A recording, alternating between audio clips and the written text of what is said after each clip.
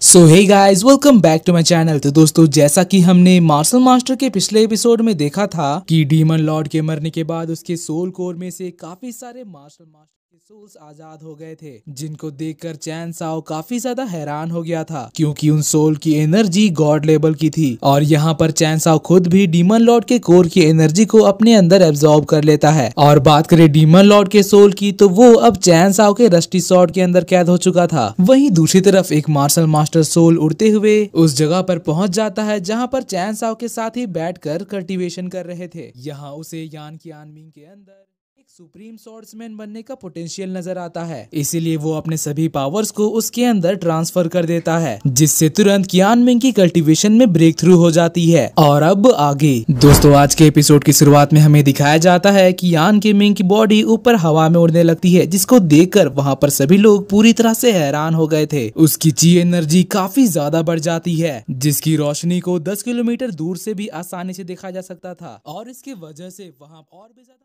Master के souls आने लगते हैं। उनमें से एक सोल को 5 किंगडम के एक बंदे के बॉडी के अंदर खुद के जैसा ब्लड लाइन नजर आता है। और फिर जब वो उसके पास जाकर देखते हैं, तब उन्हें पता चलता है कि ये भी उनकी तरह ही स्टोन मैजिक का इस्तेमाल करता है। इसीलिए फिर वो अपने सोल की सारी एनर्जी को उसके बॉडी के अंदर ट्रांसफर कर देते हैं, जिसके बाद फिर मून प्रिंसेस के सोल को क्विंसी के बॉडी के अंदर अपना सक्सेसर नजर आता है। और मून प्रिंसेस की तरह ही क्विंसी भी आइस मैजिक का इस्तेमाल करती है, इसलिए फिर वो अपने सोल की सारी एनर्जी को क्विंसी के अंदर ट्रांसफर कर देती है। जिसके बाद फिर हमें डेविल जुनियांग का सोल दिखाया जाता है, जो कि डार्क मैजिक के मास्टर थे। उनको नीगू के बॉडी का डार्क ऑरा काफी ज्यादा इंप्रेसिव लगता है। वो कहते हैं कि भले ही तुम काफी ज्यादा बूढ़े हो चुके हो, लेकिन मेरे पावर से तुम और भी ज्यादा सक्सेसफुल हो जाओगे। इसलिए फिर वो नीगू के बॉडी के अंदर चले जाते हैं। अब उन चारों के बॉडी की ची एनर्जी अचानक से काफी ज्यादा बढ़ जाती है, जिसको दूर से ब्लड डीमन सेट का प्रिंस भी देख लेता है। वो अपने डेविल से पूछता है कि आखिर ये किस तरह की रोशनी है। डेविल जिन भी इतने सारे मार्शल मास्टर के सोल की एनर्जी को महसूस करके काफी ज्यादा हैरान हो गया था। वो कहने लगता है कि हेवनली डीमन सेक्टोरल में अचानक से इतने सारे मार्शल मास्टर कहां से आ गए। वो उनमें से कुछ लोगों के ऑरा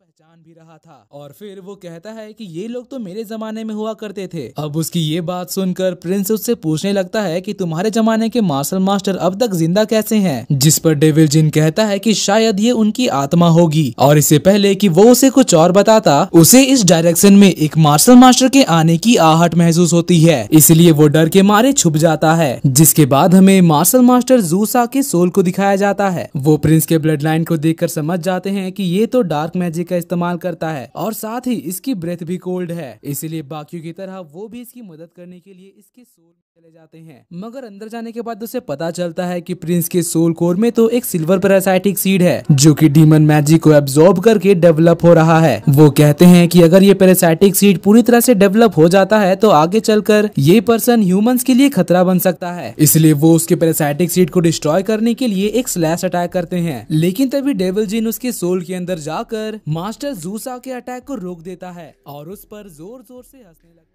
और कहता है कि आखिर तुम्हारी जैसी बूढ़ी आत्मा इस वक्त यहाँ क्या कर रही है? शायद तुम ये भूल गए कि ये हेवनली डीमन सेक्टोरल है, जहाँ डीमन रेस का राज चलता है। मास्टर जीशान उसे देखकर पहचान जाते हैं कि ये तो ची यान है, इसलिए अब वो उसको जान से मारने के लिए उसके ऊपर अपने पावरफुल अटैक्स करने लगते हैं। लेकिन ची यान उनके सभी अटैक से बच जाता है और फिर वो मल्टी शैडो बॉल टेक्निक से जीशान के सोल के ऊपर अटैक कर देता है। जीशान भी उसके काफी सारे अटैक को बड़े ही आसानी से डॉज कर रहा था और कुछ को अपने बैरियर से भी रोक देता है। लेकिन तभी इस मौके का फायदा उठाकर ची यान सीलिंग फॉर्मेशन को एक्टिवेट कर देता है और मास्टर जीशान के सोल को कैप्चर कर लेता है। और फिर उनसे कहता है कि तुम मरने के बाद भी काफी ज्यादा स्ट्रॉन्ग हो, लेकिन इसका मतलब ये नहीं कि तुम मुझे मार सकोगे। जीशान उससे कहते हैं कि एक दिन ह्यूमन रेस तुम्हारे डीमन रेस को जरूर खत्म करेगा। अब इसके बाद हम देखते हैं कि ची यान उसके सोल को डिस्ट्रॉय कर देता है और उसके आधे सोल एनर्जी को खुद एब्जॉर्ब कर लेता है और आधे पार्ट को प्रिंस के बॉडी में ट्रांसफर कर देता है, जिससे वो भी अपने कल्टीवेशन लेवल से ब्रेक थ्रू कर लेता है। वो बोलता है कि मैंने दोबारा से कल्टीवेशन में ब्रेक थ्रू कर लिया।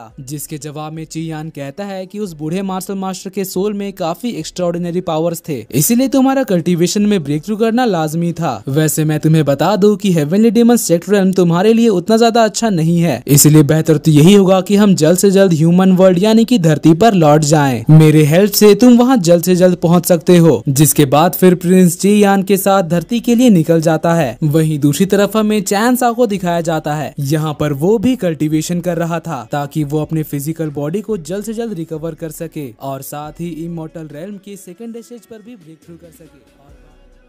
की तो वो भी यहाँ के डार्क एनर्जी को तेजी से अपने बॉडी में एब्जॉर्ब करके कल्टीवेशन कर रहा था। लेकिन बात करें डीमन कैट की तो वो यहाँ पर आराम से चिल कर रहा था। जिसके बाद फिर हम देखते हैं कि चैन साओ की रिकवरी कंप्लीट हो गई थी और फिर वो उठकर डीमन कैट को उसकी मदद के लिए थैंक यू कहता है। जिस पर डीमन कैट उससे कहता है कि तुम्हें मुझे थैंक यू बोलने की कोई जरूरत नहीं है, लेकिन मुझे तुम ये बताओ कि आखिर वो डीमन लॉर्ड ऐसा क्यों कह रहा था कि तुमने उसको फिर से हजारों सालों के बाद नींद से उठा दिया। आखिर उसके फिर से बोलने का क्या मतलब हुआ? जिसके जवाब में चैन साओ कहता है कि ये पहली बार है जब मैं हेवनली डेमन में आया हूँ, तो फिर मैं उसे दोबारा कैसे डिस्टर्ब कर सकता हूँ। अब उसकी ये बात सुनकर डीमन कैट कहता है कि शायद तुम्हारी ऑरा प्राचीन समय के किसी महान मार्शल मास्टर के जैसी होगी जिसने डीमन लॉर्ड को हजारों साल पहले हराया था और इसीलिए डीमन लॉर्ड को तुम्हारे अंदर वही नजर आ रहा था। डीमन कैट की ये बात सुनकर चैन साओ काफी ज्यादा हैरान हो गया था। वो कहने लगता है कि क्या मेरा प्राचीन समय के महान मार्शल मास्टर के जितना पावरफुल है। जिसके बाद हमें रेड डीमन को दिखाया जाता है जो कि जोर जोर से हंस रहा था क्योंकि उसकी रिकवरी कंप्लीट हो चुकी थी और अब वो पहले से और भी ज्यादा स्ट्रॉन्ग हो चुका था। चैन साओ भी ये देखकर काफी ज्यादा हैरान हो जाता है क्योंकि रेड डीमन ने इतने कम समय में ही मार्शल एम्परर के 8 लेवल में ब्रेक थ्रू कर लिया है। वहीं दूसरी तरफ अब रेड डीमन सीधे चैन साओ को मारने के लिए बढ़ता है। तभी डीमन कैट उसे तुरंत जाकर रोक देता है और उससे कहता है कि आखिर तुम क्या करना चाहते हो? तुमने अभी ही रिकवरी की है, क्या तुम दोबारा से घायल होना चाहते हो? यहाँ पर रेड डीमन घायल होकर नीचे गिर जाता है।